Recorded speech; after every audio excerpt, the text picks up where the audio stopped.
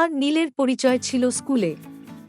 প্রথমবার যখন সুমি নীলকে দেখেছিল সে ছিল একেবারে নীরব, একটু বিচ্ছিন্ন, কিন্তু সুমির চোখের দিকে তাকালে নীল বুঝতে পেরেছিল তার মধ্যে কিছু বিশেষ ছিল।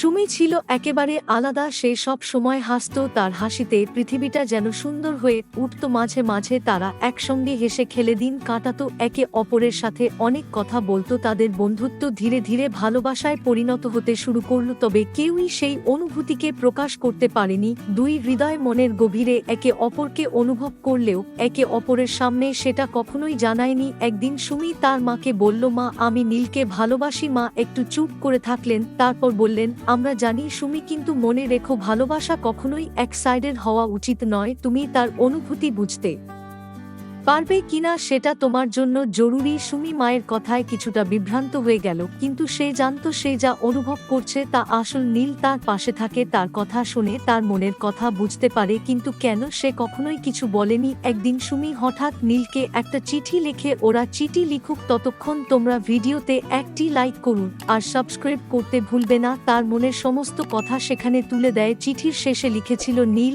আমি জানি তুমি হয়তো অনুভব করো না, কিন্তু আমি তোমায় ভালোবাসি।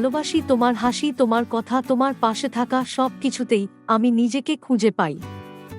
কিন্তু যদি তুমি কখনো আমার অনুভূতিগুলোর উত্তর না দিতে চাও, তবু আমি তোমাকে সম্মান করব। চিঠি লিখে সুমি আকাশের দিকে তাকিয়েছিল, মনে হচ্ছিল আজই যেন তার জীবনের এক নতুন পর্ব শুরু হবে। কয়েকদিন পর নীল তার কাছে এসে বলল, সুমি, আমি জানি তুমি আমাকে ভালোবাসো, আমি জানি আমি তোমার প্রতি অনুভূতিটা বুঝতে পেরেছি, কিন্তু আমার জন্য এখনো সময় হয়নি। আমি কিছু বুঝতে পারছি না, কিন্তু আমি তোমার পাশে থাকতে চাই। তোমার অনুভূতিগুলো জানি, কিন্তু আমার হৃদয়ে এখনো কিছু জায়গা খালি।